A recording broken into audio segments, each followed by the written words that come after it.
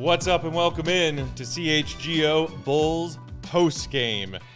Not the start to the weekend we wanted, gentlemen. Really not. What's going on, Bulls Nation? Welcome in to CHGO. I'm Matt Peck, joined by Big Dave Watson, Will Gottlieb, and hanging out with us from all the way on the other side of the world is the fourth member of our crew here at CHGO Bulls, Mr. Mark Karantzoulis.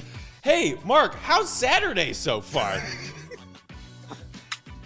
Look, it was going well until the fourth quarter. Let's say that, but it's going pretty good. I'm in the future, obviously, but just happy to be on the post game show with you guys. We're happy to have you too, man. The Bulls dropped their fourth straight. 118-112 is the final against the Bucks. The Bulls slip a little bit more in those Eastern Conference standings. Things only continue to get harder as after a couple of days off this weekend, they have to face Embiid and the Sixers on Monday, a team that they have not figured out how to beat yet this season. Let's start where we left off in pregame, gents. Will, a big decision from Billy Donovan to swap out Javonte Green in that starting lineup and instead go with Tristan Thompson, a Twin Towers look that we saw at times during that game against the Hawks just last night. Didn't go great. Tristan, he gave you the fouls, but he was in there on a night when the Bulls could not corral a defensive rebound, especially when they needed to. How is it that you got both your bigs out there and the Bulls are still losing the battle of rebounds and second chance points? He showed some energy, which you have to credit him for. But here's some sort of hilarious and sad stats that I'll share with you. Okay. In 20 minutes, he had 5 fouls, and that was really why he was out there. Yeah, that's why he was out there to pick up, 5-6 hard fouls. Mm-hmm. In those 20 minutes, he was a team worst, minus 25. What? They lost the game by 6. How does he get that negative? And he ate the entire wheel of cheese? Not even mad. That's amazing. And then, to your point, the other one is that he had a grand total of 0 defensive rebounds, and that really bit the Bulls in the ass in the stretch. The Bucks were just gobbling up offensive rebounds, second chance points. Yeah. It was tough. Mark, what did you think of the pairing of those two? I think we all had some questions there, but you seemed opinionated off air. I'm trying to save my takes for a post that maybe I put online, but I guess I just instinctively hate the idea of 2 big lineups. Like, that just makes me sick to my stomach and to my core, to be honest with you. So, but I was prepared to give Billy this chance to see what it looked like. But I just don't see what the advantages of putting Thompson out there with Vucevic are. Like, if he's meant to bring rebounding, if he's meant to bring physicality to the court, I don't necessarily think we saw that. Maybe he was meant to start to be a bit of a goon out there to take out Grayson Allen. We didn't see that either. So, I don't necessarily know what the benefits are of playing Thompson next to Vooch. And I think in the second quarter and the third quarter, we saw the benefits of the Bulls being small. So, yeah, look, it's a small sample size. I don't want to make, grand proclamations about what this may or may not be, but based on what we've seen thus far, I just don't like it. What about you, Dave? I didn't love it. But we needed to see it. I think you were excited about that. I said no when he said it, I said I didn't hate it. I didn't hate it. I didn't love it. It was exactly pick a side, what I kind of thought it was. You know what I mean? Pre-game, you were saying though that this is something that we needed. This is an experiment that we needed to try. Yeah, you guys, you all touched all the bases and everything. So I'm agreeing with you. I think it was worth testing out. No. You have to do that. You had to try it out against this matchup. Right? You had to try it out, and you had to see if this was going to work and what was going to become of it. It has to be a thing that you had to, put out there and check out. And I thought the only thing I really liked what Tristan did was in that third quarter when the Bulls kind of went on that run. And his thing was he was drawing those fouls when he was trying to go for those offensive rebounds, and he got those 2 fouls in a row on the Bucks, which helped the Bulls, kind of get that lead and get that momentum. The Bulls won the third quarter 35-24. Right. That was a big part of it. That was huge. That was very important for him. So I like that aspect of it. But like you said, he was out there for those 6 fouls. Like, that's really what it was. And he almost gave you all of those 6 fouls. He tried. He tried. He put in that effort to give you that. And his goondom is exactly why I wanted him out there. And when you're playing a bigger team like that, I understand why he would go with that kind of lineup. When you're playing a bigger team like Milwaukee or, there are several other bigger teams in the league. I'm sure might try that lineup again against, like maybe Cleveland or something. He might do that again against. But overall, no, it doesn't work. It's not great, but it's something you had to try. You had to see what it was going to be because you cannot start Javonte Green on Giannis. Like, you just were not going to do that. So you had to put him out there to see what it was going to be. I mean, I've seen enough. Like, I'm scrolling through my that was enough. I'm scrolling through my Twitter feed and I'm seeing stuff from Billy Donovan post game that makes it sound like he's not ready to give up on this idea yet of playing Vooch and Tristan on the floor together for large stretches. I've seen enough. You don't want them on the floor together ever. I mean, look, did you see the spacing? The Bulls still losing the rebounding battle despite having more minutes with both of those guys on the floor. Yeah. The Bucks scoring 20-plus second-chance points. And their first time playing together like that, yeah. Well, and that doesn't mean that's going to continue throughout the rest of the year. I'm sorry. Like our pal, Just one, you're like done? our One pal, and done? like our pal Kendall Gill said about campaign. The Vooch and Tristan experiment is over. Yeah. It's and how's over. campaign doing though? He's doing all right? Yeah, in Phoenix. I ain't gonna listen. I'm not gonna sit here. I'm not gonna sit here and ride for campaign. All right. I'm not gonna do that. I'm not gonna sit here and ride for campaign. That is not about to happen. All right. You're not gonna put me in that position, sir. That is not gonna go down. Let me counter with this though. Like, could we not have explored this not necessarily as a starting combination, but as a backup situation like Billy did against the Hawks? Like, I get why you want to start against, I'll have a bigger body against Giannis to start maybe, but like you still could have tested this theory with, maybe Thompson coming off the bench and, massaging your rotation to the point where you could have had Vooch and TT out there together at the same time rather than starting him and, disrupting that identity that the Bulls have. And like, that's one issue that I have with it. But my main problem with it is like, this just really dramatically changes, Vooch's role on offense. And he's basically just spotting up in the corner in these sorts of situations. And we know Vooch just has been bad from deep all season. So why are we trying to, propel that lineup more when Vooch has sort of found himself a little bit more or rediscovered himself closer to the basket? Now you're pulling him back away from the basket where he wasn't shooting the ball good earlier in the season and certainly hasn't been the case, since February. He's been really bad from the 3-point line, shooting about 21%. So I don't know. It just doesn't make sense to me on a lot of levels. Maybe I'm being a cynical douchebag. What did you call me, Peck, last time in the pregame? I'm being the cynical douchebag. Right. Yeah, I'm and being me, that now. Same, cynical douchebags. Make it a shirt. Speaking of cynical douchebags, we got people hanging out with us in the live YouTube comments. Appreciate all of you. Jashish2K said, "We suck. These last 4 games have pissed me off. This game proves to me we can't beat any quality teams." There's been a lot of that talk, y'all, on Bulls Twitter, Bulls social media lately. Does this game add any fodder to that argument, if you believe in that argument at all? I mean, it's hard to deny that at this point. What is the Bulls' record? Against the Bucks, against the Heat, against the Sixers, against the top seeds in the West. Yeah. The record is doo-doo. It's like, I think it's like 2-15 at this point. Yeah. I feel like I've been sort of a downer today because they've lost 4 games in a row. They are sliding in the standings down to 4th now with the Bucks and the 76ers overtaking them. But they're still missing their 2 best defensive players. They were in this game. I think they match up actually pretty well against the Bucks. They're obviously the champions, but it's a team that I think the Bulls could be competitive with. I mean, you obviously saw that tonight. They were in it the entire game. They were up by a lot at the end of the 3rd quarter. In the 4th quarter, the wheels just kind of fell off. They played a tight game. Last time, I think it was a 4-point loss. So I do actually think this is a matchup that the Bulls can play well against, but it's really hard to evaluate this team when they're not fully healthy and you're missing basically the entire defensive identity. And that graphic of the Eastern Conference standings you saw real quick there was actually before that went final. So the Bulls and the Bucks are now deadlocked at 39 and 25 each. And the Bucks, having won 2 against the Bulls, have the tiebreaker. So as you said, Will, the Bulls now have slid to 4th. And the Celtics are right there nipping on their heels. Oh, and did I mention yet that we have to play the Sixers on Monday? Yes.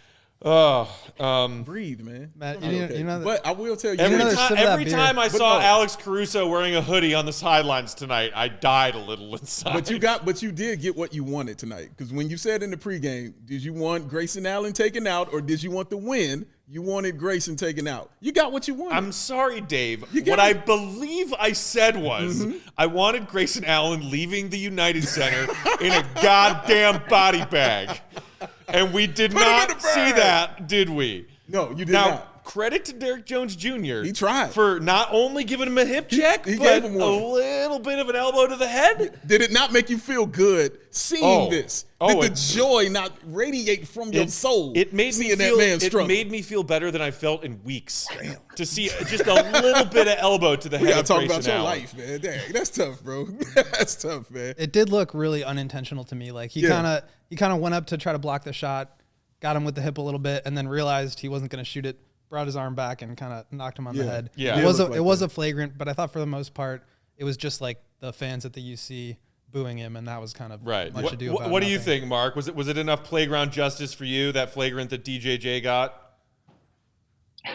Well, my whole take on this Grayson Allen thing is like, if you get, I don't understand why you would retaliate now, like 6 weeks, 2 months after the fact. No one on the night when Caruso got hurt did anything about it. So to me, it's like, why even do anything about it now? But like, did you guys see Caruso trip/knee Ayo in the third quarter? I think it was, and like nothing was made of that. You mean like, so Allen? if they're not going to stand up for, Grayson Allen, like if no one's going to stand up for Ayo in that situation, and they didn't with Caruso last time around, like why are we expecting anyone to hard foul Caruso at this point in time? It just doesn't seem to be part of the Bulls' DNA, I guess, with this particular collective. But see, shouldn't that be a problem? Am I the only one who finds that to be a problem? That nobody's retaliating? Yes. Yeah. No, we've talked about this millions of times. Yes, it's a problem. He did it again tonight. Agreed. And he got away with it. Shouldn't that be on the officials as well? It's not okay. They got to be seeing this stuff, man. Like, honestly, like, he keeps It's not okay. He has a track record of this. This isn't the first time he's done this to a player. Stick his leg out and trip somebody. He's done this several times, man. And he keeps getting away. He keeps getting away with it. Right? Shout out Breaking Bad. I feel like Aaron Paul. He keeps doing this, man. This is crazy, dog. It's annoying. You guys are seriously watching related. this. You just had the same reference. Oh, at dude, the same time. I swear to God, the All the next time. Bulls-Bucks game, Grayson Allen's going to slip some ricin into Tristan Thompson's tea or something. It's going to happen. But dude, it's just really annoying to see that would happen. But I didn't mind the retaliation at all. But I do agree with Mark. Like, seeing Ayo get that trip and nobody gets in his face or does anything like that or says, hey, man, what are you doing? Like, right here, the same way I talked about Bobby Portis doing it for Giannis when he saw Montrezl Harrell hit him. Like, you still need that guy to do that for the Bulls, man, and it just hasn't happened. I think the Bulls have been a pretty quiet team all year. Like, DeMar is very soft-spoken. Doesn't the really coach is show too, yeah. a ton of emotion. Billy's the same. Zach gets hype after, a lob every now and again, but they just don't get super emotional, and I actually kind of like that. I'm not I think they just have to stay poised. They have to stay focused, and things like this are going to happen. Maybe it would be nice to have like some 90s style retaliation, but I'd rather win some ball games. No, I want the win, but I do want the talking to also. It's hey, fun, man, for sure, Hey, bro, you can't be doing that to my player. You have to say something. Shout out to our pal Stefan No, who's in the comments hanging out, who said sign Peck to a 10-day the next time the Bulls play the Bucks. I will sign that contract. And I tell you what, if y'all agreed to help bail me out, I will gladly get arrested. He wouldn't last half I a will day. gladly get arrested if it means putting Grayson Allen in a body bag. How many can you make it up and down the floor is my question. How many times? do you think- One half a time. I can get one direction down the floor, Dude. which is long enough to come up with some, maybe I can like hide like a, some kind of small knife in a pocket. You carrying your weapons on the floor now? Hey, What y'all do? like the Heath Ledger Joker move, just have one like with like a tricks like switch that comes out of the we front gonna of my have to have a sneaker. talk? You've gone from 90s basketball to like 50s boxing. Like,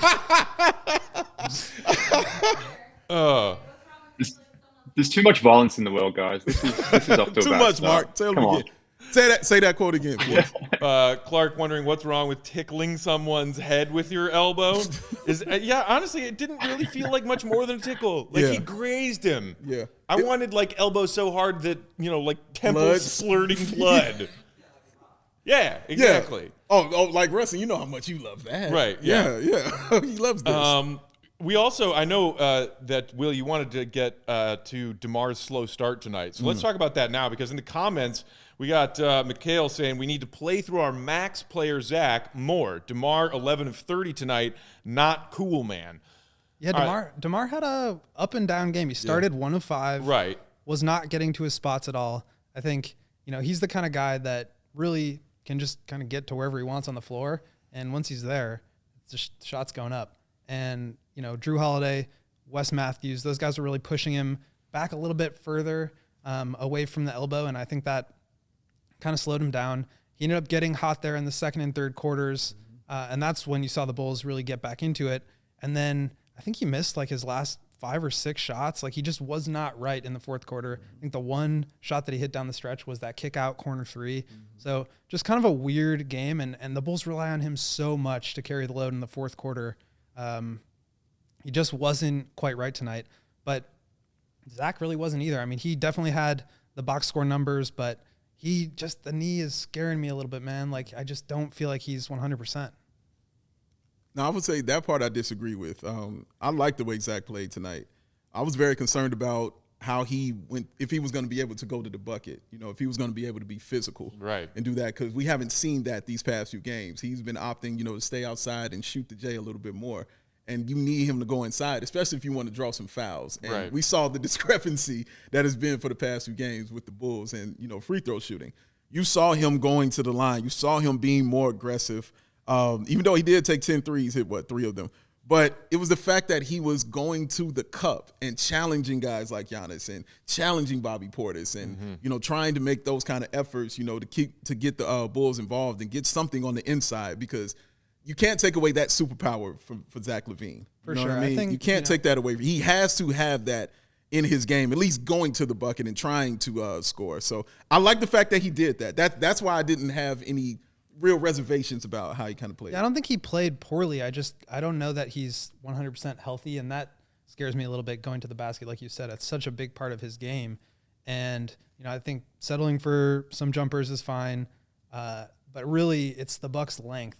It's just so tough to get into the paint against them. Right. With Giannis, Jrue Holiday was incredible tonight. Middleton, I mean, they've got so many – they just have so much wingspan. It's like hard to get into the paint, and that's where the Bulls can create a ton of chaos when they're getting into the paint and then kicking it out. Mark, do you see that as the primary reason why, once again tonight, just like against the Hawks last night, the Bulls just got absolutely smoked in the free throw attempt discrepancy? I mean, we're talking about the Bulls' 2 All-Stars, Zach and DeMar, kind of, neither of them had an ideal fourth quarter, but they also combined to shoot just 8 free throws tonight. What do you think about that? Yeah, I mean, that's certainly a concern. Like, DeMar has been, one of the leading guys in terms of, foul attempts drawn and those sorts of things, getting free points at the line. Zach has traditionally been pretty good at that as well. He's improved on that aspect of his game through his career.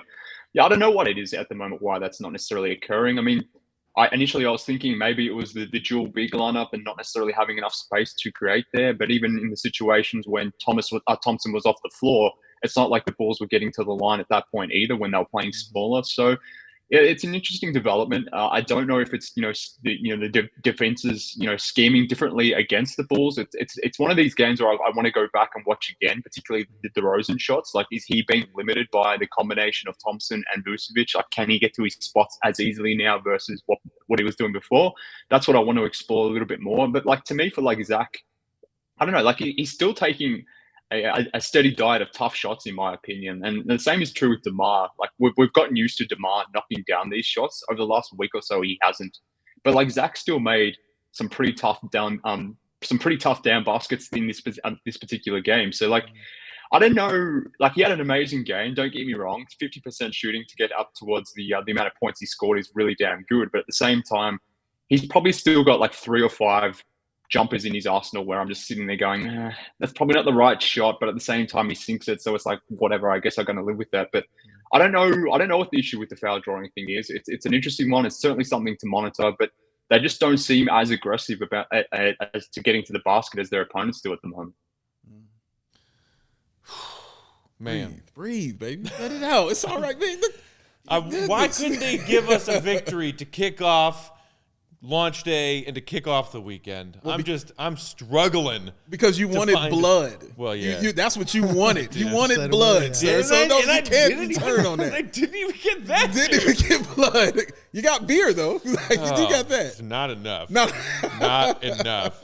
Well, so we talked about the whole Tristan and Vooch element.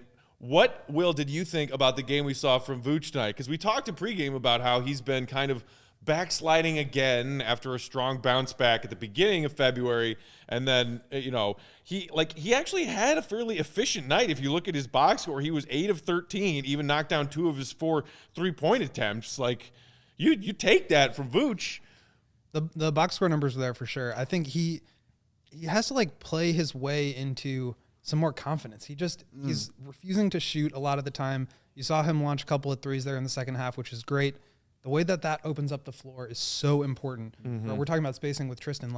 If Vooch is just kind of rolling to the elbow and catching it and not shooting it there, looking to pass, it slows down the offense. You have to reset, and it's where DeMar likes to do his work. So I think he has to be a lot more aggressive. The Bulls tried to sort of force feed him in the post. That's fine. It works. He draws doubles. He kicks it out.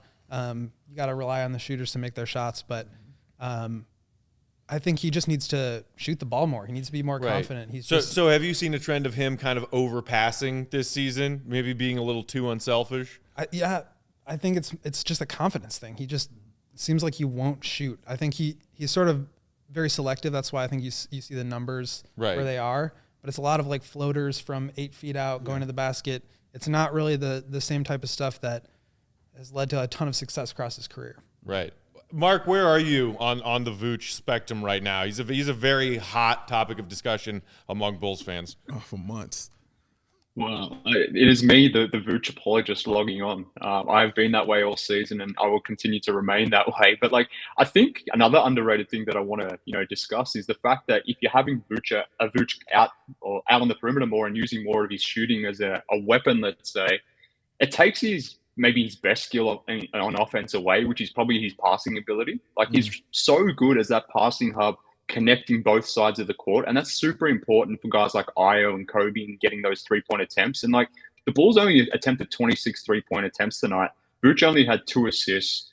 That's probably not, causation, correlation, those sorts of things. But at the same time, if Vooch isn't necessarily on the block, if he's not on the elbow, if you're not using him as that passing hub, that you're not necessarily getting up those 3-point attempts that the Bulls need to sort of close the gaps to leads, particularly when they're not forcing stops and transitions and getting easy scores that way. So I think of another underrated element of, getting Vooch further away from the basket, not necessarily having playing on the elbow, is that you just lose that amazing passing ability that he has. So that's something to note. And I'm going to be tracking that over the next couple of games, I think, because I'm probably more concerned about the loss of his passing than his scoring or anything like that, to be honest with you.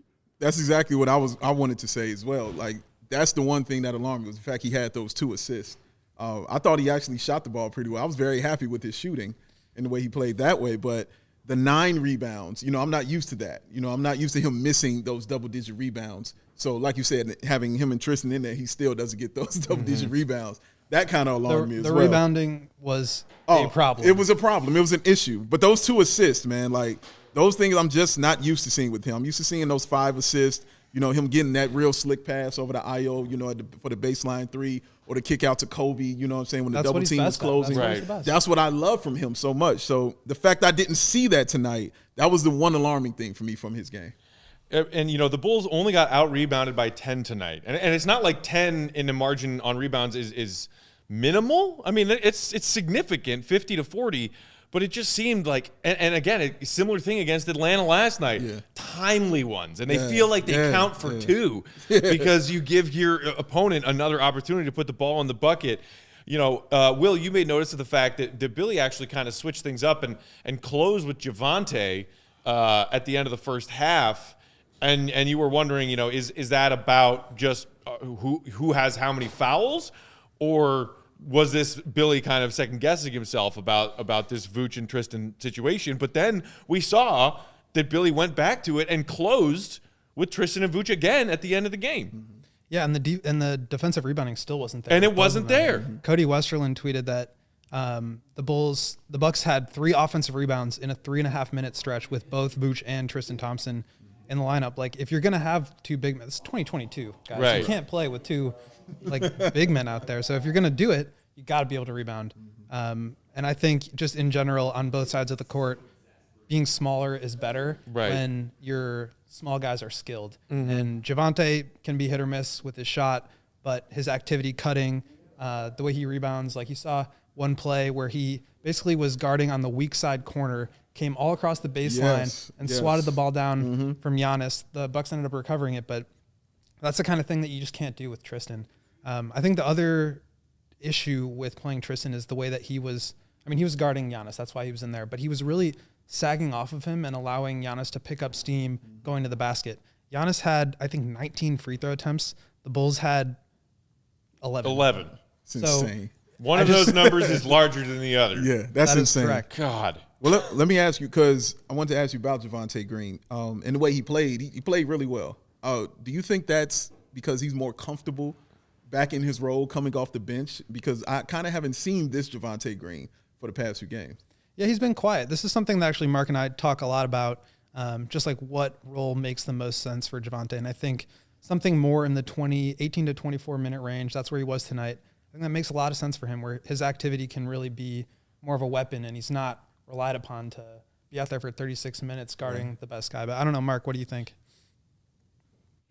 Look, I personally like him as a starter. I think he fits in nicely with the starters. I like the way he plays off it. I thought the spacing was noticeably better when you had Javonte out there, because it put Vooch back into the post and those sorts of things. So I prefer him as a starter. To your point, I would like him to play like max 20, 22 minutes. I'm not suggesting he has to close games. He doesn't need to play 35 minutes a game or anything like that. But I just like the mix of having him in there with the starters and rolling with it that way. It's worked for most of the season. It was working when the Bulls were really good, when Caruso and Lonzo were around. So I don't necessarily see a reason to change that. I like Derrick Jones Jr. off the bench, because I think him as a rim roller is really interesting as a backup 5 almost, and you can't really do that if you want to exploit Vooch's best skills in the starting unit. So I like Javonte with the starters. It makes sense to me, but I know not everyone necessarily agrees with that. No, I agree with you that Javonte should be starting, but I think my question was, what did you attribute to the way he played tonight? Because I hadn't seen him play that way in the past few weeks. Was it because that he was back in his role coming in off the bench? Because I remember him, that's where he would be more comfortable at. You know what I mean? But I agree he should be starting, but it just was a difference in the way he played tonight. Yeah, I don't know. Look, the only person that could probably answer that is Javonte himself. I don't think... I don't know why he played with more energy tonight versus other games. Maybe he's carrying an injury that we're not aware of. I'm not 100% sure. He definitely had an extra pep in his step tonight, but why that is, I don't know. I don't necessarily think it's a coming off the bench thing, because ultimately he was playing in rotations with starters as well, and he was still bringing that type of value. So to me, it was maybe just one of those games where he had a little bit extra in the tank. There's a different Bulls podcaster somewhere screaming out into the void that Javonte shouldn't get any minutes at all, Mark. I think you're familiar with who I'm talking about. I've been waiting for him to bring it up. It hasn't even – oh, man. I've been waiting. Waiting. I have no idea who you're talking about. I have no idea who you're talking about. He doesn't know who I'm talking about anytime I bring up the bald-headed menace. There it is, the neuralizer. I got neuralizer for you, Mark. Don't worry. I got you covered. I got you covered, man. Get you a neuralizer right there, sir. Look right in the screen. There you go. You good. Hire a decorator to come in here quick, because damn. Shout out to Justin Lovelace in the YouTube comments, who said, "This is so much fun. Can't wait to watch you guys after every game. We can't wait to hang out with you." Seriously. Also, amazing name. Was one of your parents like an author for adult romance novels? Because that name is freaking awesome. Not bad at all. Justin? Here's an interesting question from Jason in the YouTube comments. How well did Pat Will play against Giannis last season? That's another element and kind of a wild card that some people are wondering.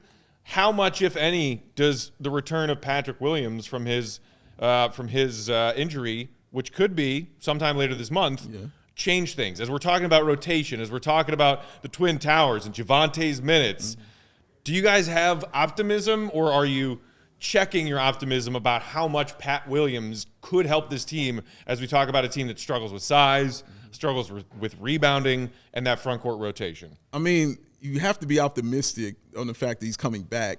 How much is he going to do? What he's going to provide? Who knows? That's all kind of up in the air. We'll find out when he gets out there on the floor. But yeah, what his size will provide and his spacing and all those things, yeah, that's important to this team, and they're going to need it. But I don't know if he'll come back in as their starter. They might, bring him slowly off the bench, do it that kind of way. But he'll help. I know that for sure. He'll definitely help. But how much, we got to see him play to know that. I think of Pat Will. Sorry, Giannis against Patrick Williams, one game in his whole career. Okay. 29, 12, and 8. Yeah. 29, 12, and 8 So you're Giannis. telling me Giannis is good? Is that what you're saying? That's an Giannis is average awesome. performance. Yeah, for no. Giannis. You know what I mean? That's average. That's like a bad Tuesday. for Right. You know what I'm Giannis. saying? I think for me, Did like, you see a stat line tonight? My gosh. Which, by the way, our pregame points bet, Giannis combined points, boards, assists, easy over. Like we said, I there's think that was free the only money for one. y'all. The only one we hit, but yeah. That Right. For me, I think anything you get from Pat is kind of extra. It's a luxury. Yeah. He's 20 years old, and I think he's also very much more theoretically good than actually good yet. I think he will be a very good player. Yeah. He has all the tools and attributes to be exactly what the NBA wants at every team wants at the 4. He's big, he's strong, he's got those sturdy thighs. Like he's gonna be thighs? he's gonna be That's like a T-shirt. You talking about T-shirts? He's got real That's a T-shirt, dog. He's got Sturdy trunks, man. thighs, He's not. yes. Nobody's gonna post him up. Like he's gonna be good. But I think for this season, if he can come in and play, maybe show some flashes, I think that would be awesome. I don't expect too much from him. Just trying to like temper expectations, but I do longer term think he's going to be a player. Mark, what are you thinking about P-Dub's looming return, bud? And his thighs. Well, I mean, And more importantly, his thunder thighs. he's got good thighs. I'll give him that. They're better than mine. But I wish I had thighs like that. But that we don't need to focus on that. But I guess I'm going to activate cynical douchebag mode again because I'm expecting absolutely nothing from Patrick Williams, and I hope the fan base feels similarly because the dude has only played 5 games this year. Has missed the entire season. I don't know how much of a ramp up he's going to get before the games actually start mattering again. I just don't think we should be expecting anything of him at all, and I think that's the best way to approach it. My life motto at the moment is just undersell, over deliver. So maybe if we damper expectations, then Patrick exceeds those expectations. But I mean, theoretically, yes, he could be the answer. But things that Patrick hasn't done so far in his career is rebound and shoot the 3-ball. Like his 3-point percentage is good. But a stat that I just keep coming back to is like his 3-point attempt rate is lower than Derrick Jones Jr. and Javonte Green. So even though Patrick Williams may shoot 37% from the 3-point line, if he's only taking like 1 or 2 threes a game, like his percentage is irrelevant to me. And similarly, from like a rebounding perspective, amongst Bulls players last season, maybe we'll use last season's numbers than this season because he's barely played this season. His defensive rebounding percentage was amongst the worst on the team. So like in terms of rebounding, in terms of shooting and spacing and those sorts of things, like Pat just hasn't delivered on that thus far. And it's not surprising given that he's so young into his career. But because he's missed so much time, I'm just not expecting him to do those things when he gets back. Shout out to Adam on YouTube who said thick thighs save drives. Oh, we're having fun. It's Friday. Our pal Salim. What up, Salim? Nice to see you here, pal. Shout out Salim. Bulls Gold said he needs time to work his way back. Look, I think that 2 things can be true here. Those things being, any Bulls fans who are banking on Patrick Williams to be this team's savior for the final 5-10 regular season games in a playoff run is kidding themselves. What can also be true simultaneously is that there is a reason Patrick Williams was not traded at this season's deadline, and that it is AK and Eversley took him 4th overall a year ago for a reason. They see potential in this kid, and he is still here and was not traded for like a Jeremy Grant for a freaking reason. And while we might not see the blossoming of Patrick Williams that we wanted to see in year 2 of his career this season because he went out in Game 5, it doesn't mean that development and that blossoming can't still happen next year or the year after or the year after that, because let's all remind ourselves, he's younger than Ayo, y'all. The guy who's missed his entire second season in the NBA, younger than Ayo. Do not give up on Patrick Williams. Oh, optimism from Peck. I like this. I'm halfway through my third new. beer. There it is. Happy Friday, everybody. That's hitting you right there, man. That's true. The applause on me to going crazy, man. But yeah, I'm excited to see him back. I can't wait to get him back. I do agree with Mark as far as the fact you forget that he didn't really play in the preseason, you know what I'm saying, that much. You know what I'm saying? That's why Javonte, that's why we even first saw Javonte, getting out there playing power forward. And we were like, what the hell? You can do that? You know what I'm saying? Like, You're really? 6'4". Right, exactly. We had no clue he could even do that. So you're right. He hasn't had much playing time to get acclimated. And the one time I saw him kind of showing flashes was the Knicks game when he started making some moves, and then he immediately goes down with an injury and goes out. But, yeah, I really do like Patrick Williams. I think he's going to be dope for this team, honestly. But I don't know about it being this year because there's just so much time missed. But it will be better than what they have on the bench from several of those players. And I do know that as a fact in my head. I'm gonna tell Matt Thomas he said that. I'm gonna tell Matt Matty Thomas Legend he said is his name, and you will say it with respect. Never ever. Shout out to the legend. Matt Thomas, you can come hang out with us. Are we sure? Anytime. Are we sure that Patrick Williams is even in the playoff rotation when it matters? Ooh. Hot take. When it matters? Hot Mark take. I don't K think throwing he is. I flames don't from think he down is. under. I love it. Do you seriously think he won't be in the What- rotation if he's When healthy? it matters. When it matters. I think it's a real possibility. I think it's real. Like Derek Jones Jr. showed why he's a valuable guy off the bench. You got Javonte, who played a really good game tonight as well. Pat's missed the entire year. Those guys are going to be playing power forward, Javonte and Derek Jones Jr. But don't forget Caruso and Lonzo. Those dudes will be closing games. One of them will be playing power forward as well. So, like, Patrick's probably not closing games. Neither is Derek Jones Jr. and Javonte. So there's a real chance that Billy Donovan here is sort of toggling between Javonte, Derek Jones Jr. and Patrick Williams for that backup 5 position, if you want to say that, even if one of those guys technically start the game. I'm not convinced that Patrick Williams is going to be in the playoff rotation at all. Wow, not even at all. I mean, playoff rotations do shrink. Yeah, true. And like when Billy had that 5-season playoff run in OKC, those were 5 very different rosters he had. But sometimes he would only go essentially like 6.5 deep. He would. Like, one solid bench player that would play 30-plus minutes and then a guy off the bench playing maybe 5 to 10. And sometimes he went 9 or 10 deep. I think we probably forget because it's been so long since the Bulls were in the playoffs. What's that like? Jesus. I don't almost can't remember. but, Man. but Also, you- for the record, that one season when you were on the beat for The Athletic doesn't count. Oh, it counts. Oh, we would have beaten him if Rondo didn't break his thumb. Doesn't Never count. let this go. Look at him. Doesn't count. Oh, Drunk Peck is my favorite Dumbest right now. season in Bulls franchises. Finish That was the dumbest? Oh. Hold up. That was the dumbest season? Every No, team, bro. every No, team needs an no, alpha, no. and we have Hell 3. no. That'll work out Hell great. no. They're We're not headed- even close to being the dumbest season. We're Not headed even down a close. very dark path right now. This is the path he'll try to take you. That's He'll try why to we're take here. you down, man. That's why No, we're here, Not Will. even close. Come on back home. Come on back home, man. But I think it's true. Like, you in the playoffs, you need to have players that you trust.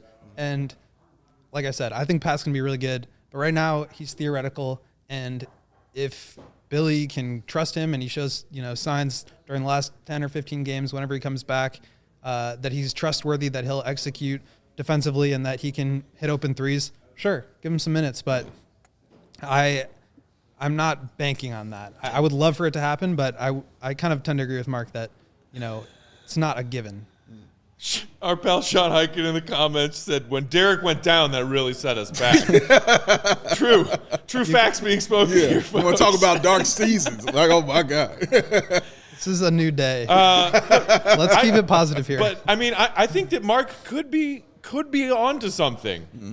If Billy does kind of shrink his playoff rotation a little bit, assuming that Javonte and DJJ are fully healthy and ready to go, that maybe he has come to trust them enough that he trusts them more than a super rusty Patrick Williams. and you have to Like a remember, burnt too, out Chevy that's just had grass growing around it in the backyard. He's all a burnt year out long. Chevy now? Damn. Well, just talking about the levels of rust, I got Dave. you. I understand. Yeah. But damn.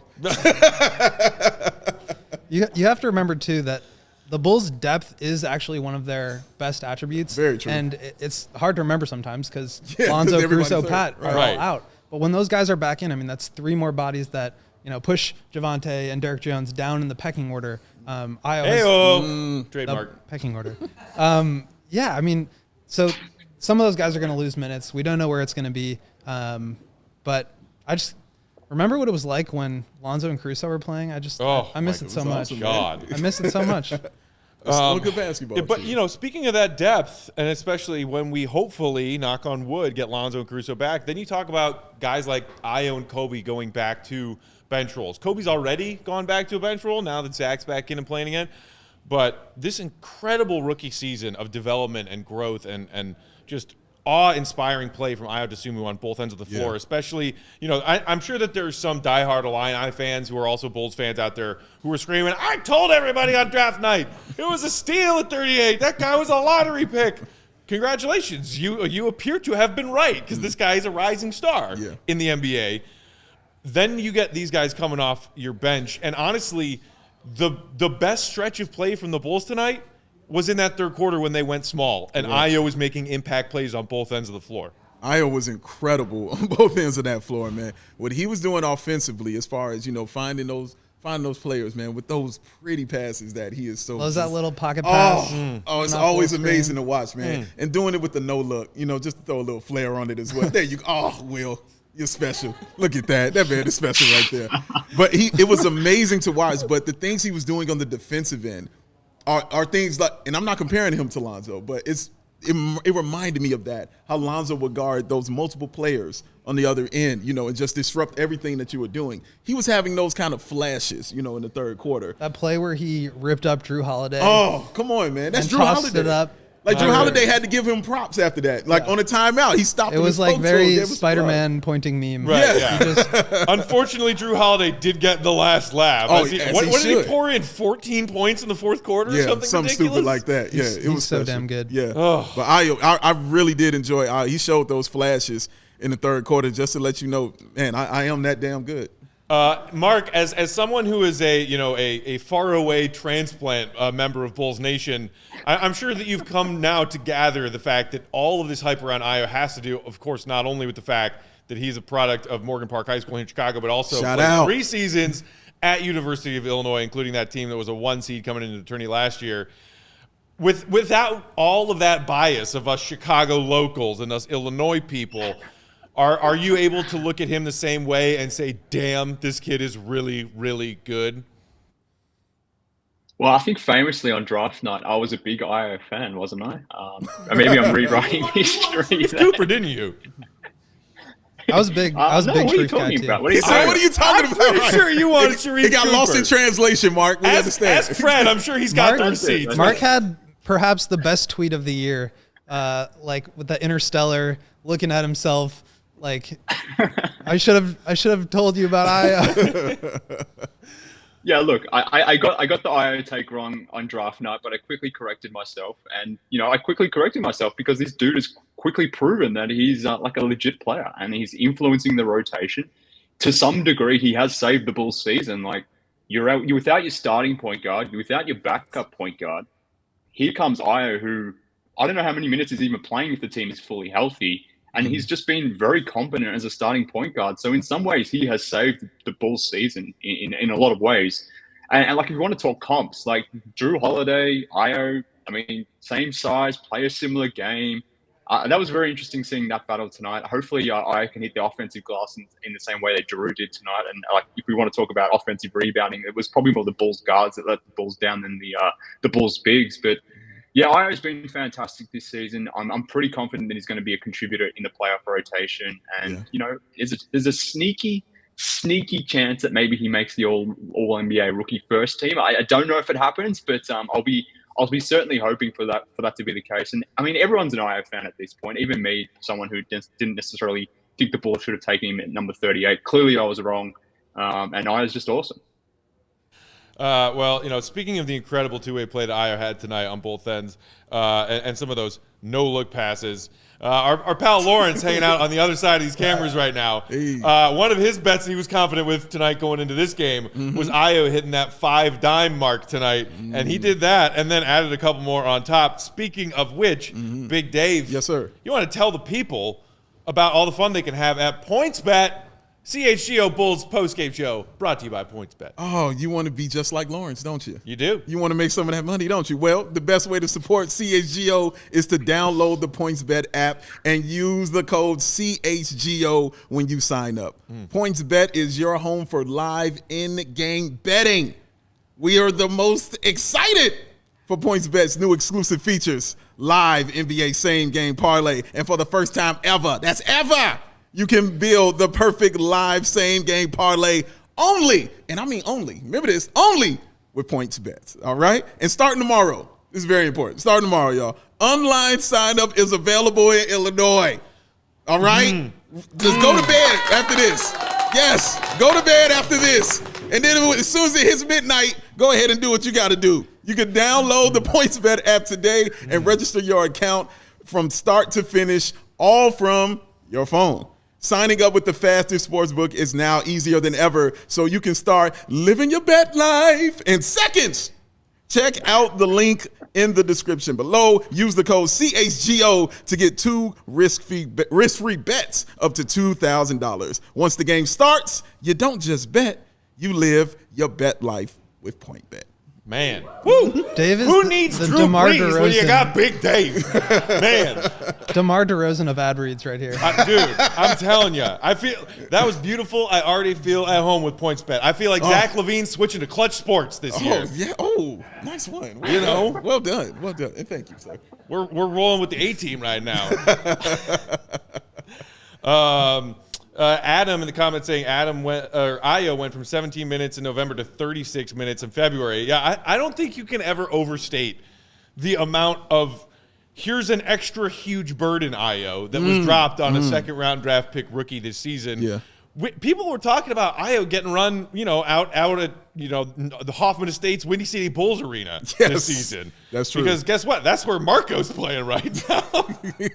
Had a big game on Sunday. And he looks tall, and that's about it. Stop. He had a good game. He had a good game on Sunday. Yeah, 26-12. Shout out to him. You and I could have gotten some runs. See, you're going to have to stop. You can't even get up and down the floor twice. You got to stop saying that, man. But for the one halftime up and down the floor, we could have held our own in that Windy City Bulls game. I don't know. We'll see. We're both tall individuals. Oh, Will looks like he can shoot. I'm going to trust him. I'm going to trust him, man. We'll have to play some pickups sometime. I don't want to play with Will. You look like, see, you said that I can't real, play. like I will It'll be bust fun. all your asses out here, man. I don't like how you said that. What about just shoot around? Horse? A game of horse? Deal. Okay, game of horse. There we Deal. go. There we go. Full Court. You got to make us run again? Full court. Oh, horse. we're recorded. Yeah. Okay, I thought you said No. full court. I'm like, okay. No. right, We're just I playing rescind 21. my You just offer. I'm retreat not to doing the this live. 3-point line. He's taking it back. Yes. Nobody wants to see that. Guys, here's a really interesting question in the comments. Ricardo saying the Bulls keep losing their steam in the fourth quarter. Should DeMar fall back a little in the fourth and let Ayo play more with the ball? I think the Bulls have the record that they have because DeMar's been doing what DeMar does in the fourth. No. Yes, he has fallen down a bit in this last stretch of games. He had a very inefficient night tonight, whatever it was, 11 for 30. He was, I think, 10 for 29 against the Heat. No, the Grizzlies last weekend, 10 for 29. He wasn't going to be averaging 35 on above 50% shooting for the rest of the season, you guys. True. I don't necessarily think you change your game plan of putting the ball in the hands of the guy you trust, a.k.a. your top 5 MVP candidate, Yes. DeMar DeRozan. Any thoughts? Yeah, you give DeMar the ball, and you have the nickname King of the Fourth, or King in the Fourth, however you want to say it. He's the king of it, and that's your nickname. So yeah, if having him having the ball is what leads to that, you continue to do that. You don't go away from that. That is what got you the wins. That's what even got you here, even in this conversation. You don't take the ball out of an MVP's hands when he's putting on an MVP type year. That's crazy. The tough thing about being an NBA writer is that you write something and then later that day, it becomes obsolete. I wrote today about how DeMar has been so good from the mid-range and how it's such a pro analytics shot for him because of how efficient he is. And he's coming out and going 11 for 30. So that looks great on me. But I think more than anything, yes, he's going to get a shot off, and yes, he's the best shot maker, but it's the decisions that he makes and the shots that he creates for everybody else as a passer when the double and even triple teams come to him. Correct. I think that's something that, the Bulls have not had in previous years. I think that's where Zach kind of struggles late in games. Yeah, he gets that ball stripped. Yeah, that's why DeMar has been the king of the fourth. True. And how you think Ayo was getting those shots? Those 3-pointers he was hitting from the baseline. DeMar finding them.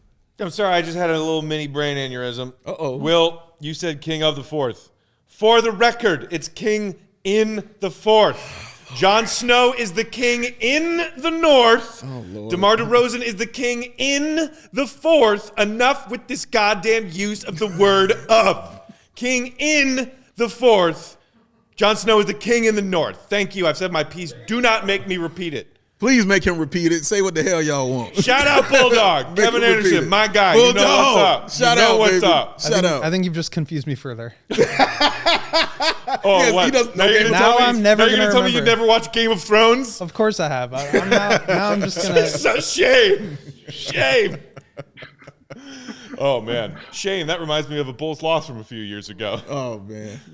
There's He's just reliving all the bad things in your life today. There's no shame in this. Oh, man. He's reliving all the horrible things in his life today. This is not your fault, Mark K. This is all Matt. I promise you. This ain't nothing on you, man. It's always my fault.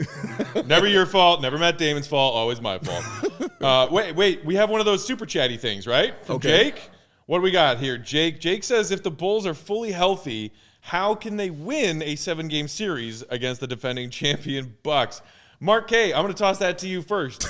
Assuming the Bulls are fully healthy, Caruso's back, Lonzo's back, P-Dub's back, everybody's healthy. Zach's knee miraculously heals with, some Willy Wonka shit. I don't know. Can they beat the Bucks in a best of 7? Yes, absolutely. The Bulls can beat the Bucks in a best of 7. I mean, the only teams I'm scared about in the East are the Sixers and the Heat at this point. Like, that's probably it. Now I'm just riffing off the top of my head, but like they're the top teams. I'm a little bit worried about Giannis at center lineups. Like, that's problematic. But if they're sticking like Giannis out there with another big, I feel like the Bulls can compete with that. And like if you get Caruso and Lonzo back, then that just gives you more flexibility in terms of shutting down guys like Jrue, like Chris Middleton. If those you can set them onto those dudes, you don't have to ask Ayo to guard one of those guys. You don't have to ask DeMar or LaVine to guard one of those guys either. Like the Bulls have a path to beating the Bucks, and look, I keep waiting for the Bucks to turn the corner and look like a championship level team, but they've basically got the exact same record as the Bulls. They've been more healthy than the Bulls. Like if they are a real legit championship threat, I would have expected to see more from the Bucks at this point. We haven't necessarily seen that. So yes, I think the Bulls can take the Bucks in a 7-game series. Lost by 4 points last time, 6 points tonight. I think it's most certainly possible that they can do that. What about you guys? Yay or nay? I think fully healthy, the Bulls can beat anybody. Will they is the question, and it's no.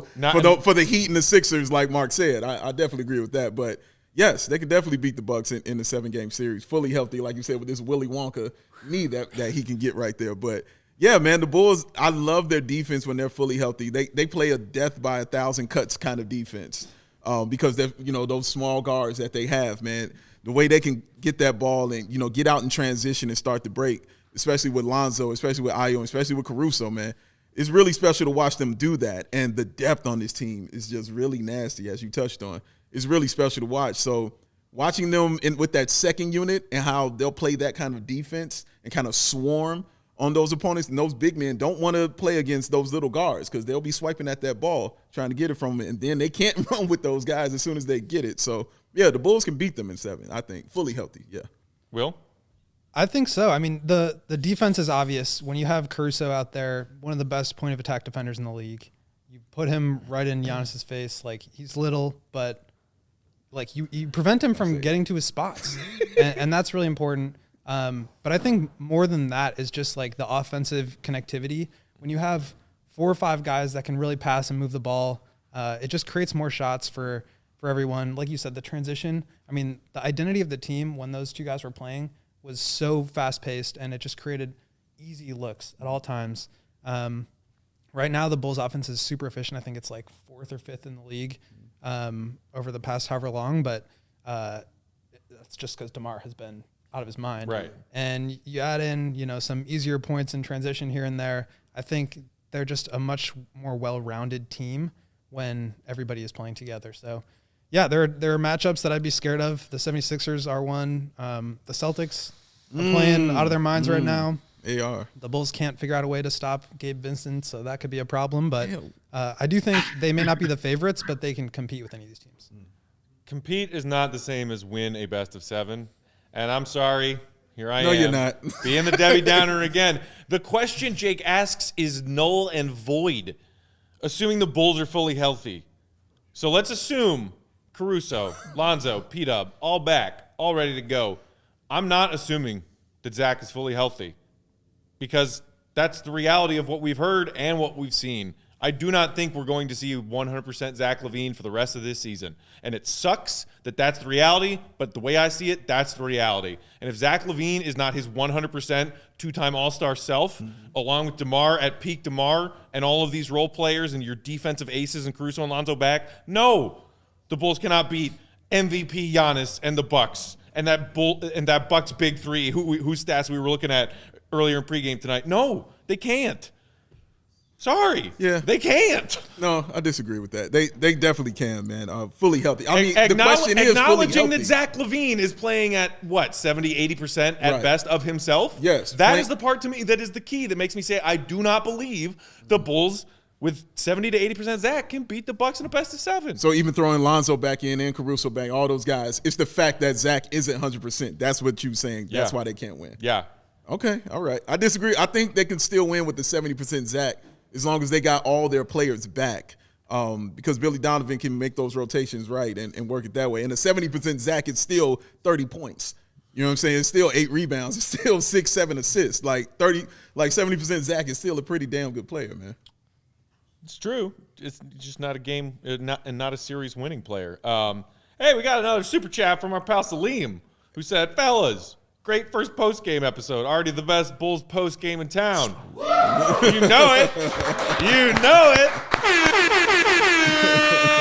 Man, that's how you kick off a Friday. We didn't get the win. Yeah. But we did get an elbow to Grayson Allen's head. You got that. You got that. And we've got the best Bulls post-game show in town. We'll take it. We'll take it. I will take that. It's gonna make me feel better. See, people in the comments are agreeing with me, guys. Call me the angel of death or whatever. I'm just out here speaking truths. Just out here speaking truths. One person agrees with man. Can we up the ante a bit? Truth, man. Can we up the ante a bit and say this is the best Bulls podcast in the world, given that we are a global podcast, given that I'm on the other side of the world? Okay, Mark. I think we should up the ante here. Okay, Mark. Why not? I'll drink to Why that. not? Talking greasy. I Look buy at it. this. Yeah. Talking greasy. I dig it. I like it, man. I like it a lot, sir. So what are you looking at going forward Man, I'm there for the stumped Bulls today. going into Monday? For this Philly, against the Sixers, what are you guys looking at? Oh my God. Can I Everybody. Everybody's inside out there, man. Damn. can I just enjoy my weekend before thinking about You've been the speaking Sixers? death and destruction Right. all show long. No, you can't enjoy it. And then this post-game show is going to end. And then we're all going to go and enjoy our weekends. And then Monday at 5 p.m., I can think about how the Bulls are going to get their asses handed to them by Philly, okay? That's his answer. Can we call that a deal? The answer, getting it handed to him. What do you think? It's just one game. Like the Bulls, I can't stop thinking about the fact that they were the second best defense in the league with Caruso and Lonzo. Like that's such a big part of their identity. Colossal. I just don't think it's fair to really critique them with their two most important defensive players out. Maybe they don't get healthy. Maybe Zach is a little bit hurt, but it's just hard for me to rule them out just yet. So the 76ers, terrible matchup. They cannot do anything about Embiid. Harden is freaking James Harden, so that's going to be a problem. Tyrese Maxey is playing super well, so they're a true contender, and it's going to be tough to beat them or anybody when your entire defensive identity is gone. What do you think, Mark? Can Bulls get their first win against Philly on Monday?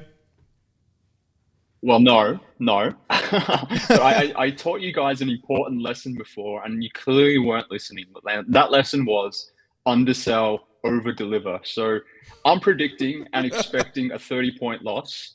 So that when they lose by 22, I'll be chipper. So that's what we're gonna roll with. I He think. said I'll be chipper. Yo. Well, I tell you what, you take that bold prediction of yours, you head over to PointsBet on an alternate spread, you can make yourself some solid cash. Some real. solid cash. Take the 60, mate. Oh man, dude, that's awesome, dude. Well, yeah, it's going to be tough playing against Philly, but hey, I mean, there's no way around that. nobody's been able to stop Embiid. You know what I mean? But the Bulls definitely can't do it. You know who there's can stop Embiid? nobody that's been able to stop You know who can stop Embiid? Who's this? James Harden and his foolishness. He hasn't shown it yet. That is not reared its ugly head at all. Right. James Harden has been completely locked in. Right. James Harden is being the model citizen who like shows up to a new job or, you know, his halfway house or whatever, or a new relationship pretending to be like this perfect model citizen that he isn't. This dude, no, don't wash your hands of this, Lawrence. No, you accept this. You accept it, sir. You look at it and you take it. We all know the other side of the James Harden coin. How many games? How many games until James Harden says, I'm sick of this, and blows everything up with his ISO basketball, robbing Joel Embiid of his MVP moment and his MVP season. That'll come next season. Half a season, Harden is always on point. You know what I mean? He can do it for half a season going into the play. The playoffs is the question. You know what I mean? Because he hasn't shown it there. But half a season, Harden, yeah, he could be solid there. But next season, yeah, it might blow up. I saw somebody in the comments talking about Doc Rivers blowing it up himself with something about Doc Rivers' bozo moments. I don't know. I mean, Doc Rivers has kind of developed this penchant for choking in playoff series that people think that his team should be favored to win. Yeah. You go back to his seasons with the Clippers. You go back to that Philly season last year. Oh, man. Doc kind of has that label right now as a guy who can't get it done in the playoffs. It's true. That Clippers. You know who else has that label? James Harden. You're not wrong. Well, let's be clear tell then. him that. If you don't think the Bulls can beat the Bucks in a 7-game series, are you saying that the Bulls are going to get the Sixers in a 7-game series because James Harden and Doc are just going to, crap all over themselves? Is that what you're saying, Peck? I'm saying I have never seen James Harden prove it when it counts in the playoffs, and until he shows me that he can do it, I don't believe that he can. And honestly, you can say the same thing about Doc Rivers as a head NBA coach.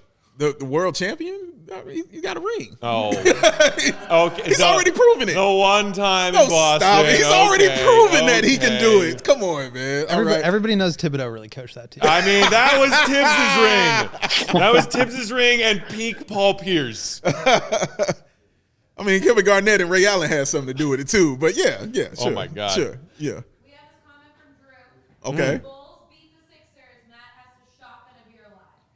Deal. I feel like he'd probably do that anyway. He was doing this the whole show. Wait, yo, man. No. I mean, it has. I been need a something moment. harder than that, Drew. Say shotgun some water. I mean, do that. That'll be a little better and a little different. Don't do something he's gonna do anyway. You know what I mean? The one thing I've learned about Big Dave. Yeah, make me shotgun a salad. That would. Wait, what were you saying, Will? The one thing I've learned about working with Big Dave so far in one day is just how much this man loves water. Yes. Oh my God, are you kidding me? Listen, he loves water. All about it, man. What is this, like my 5th one? I love water. Dude. It's the best thing on earth. Just wait till he brings his grapes from home, man. Oh. That was his iconic thing. It's true. And outside, he would just bring like a Ziploc, like a gallon Ziploc bag of refrigerated cold grapes. Keeps it healthy. And just sit there calmly and eat them, watching the Bulls lose by 30 every night. Now, how were the grapes, though? They were amazing. There you go. They were the best grapes I've ever eaten in my life. I got a grape guy. Can you ship some of those to Mark K? I know that like international shipping's kind of a bitch right now. How you feel, Mark? Do you like grapes, Mark? You like grapes, Mark? I love grapes. I love grapes. We have pretty tight customs, so I'm not necessarily sure that they would get through in that sense. But I mean, we could try. We could try. But like we could try. On the note of international shipping constraints, I'm sure some CHGO merch will be coming my way soon. But in the interim, I've sort of doctored up my own. If you can sort of see that here in the camera here. Look at him! Look at it! Yeah, I see it. It'll do. I gotta. A true company man. So that's it. Let's get those grapes down here. I still have to do the same thing to my Lowry Marketing jersey and turn it into a Javonte Green jersey.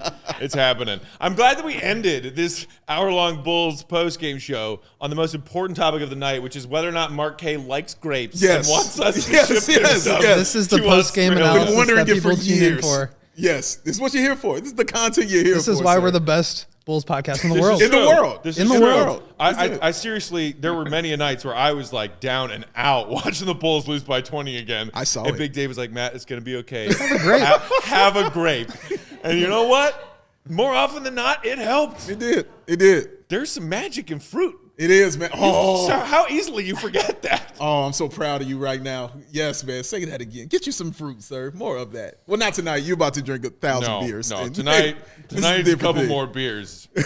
Jay said Big Dave is so hydrated right now. It's true, man. Hydrate, people. It is important. Get you some water. True. Locked on grapes. I just Oh, need to man. take you to the produce section one time so you can show me the ropes. I'll show you how know? it's done. I Like will. like Kramer and Jerry. Yes. When Kramer has Jerry get his produce for him because Yes. he's been kicked out of the fruit mart. Yes, man. Get you the mangoes. It got to be right. You know what I mean? I don't know Gotta what's get it. going on with the papayas. I don't even know what a papaya is, if we're being perfectly Yeah, honest. it's a science to it all. I'm telling you, Mark. You can't just go in and pick up any old bag of grapes. I thought I was going to come in and learn about basketball, and I'm just learning about Learn about people's basketball. grocery buying Yes, tendencies. grapes, man. That's what we're here to learn You about. showed up for the wrong reason, Will. That's what you think. Just wanted to have a conversation about the Bulls. We're talking about grapes. That's right, Good man. squad. We're Good talking about squad. grapes. Best fruit podcast Best fruit- confirmed. yes, there it is. You know absolutely. what? I think Clap we end that on up. that note. Clap I that think we up. end on that Clap note. that up. Hey, everybody, just want to take this quick moment to thank everyone for hanging out with us all day, our launch day here at CHGO. We have Yes. had so much fun all day here at our brand new studios, West Loop, Chicago. Get it. We are going to be here making content for you guys, our fellow Chicago sports fans, from here on out. Yes. Bulls, Blackhawks, Cubs, White Sox, Bears. We are here for you. Podcasts. Sky. Yes. Sky, WNBA everything. champion So Sky. we hope you enjoyed this first day for us here at CHGO.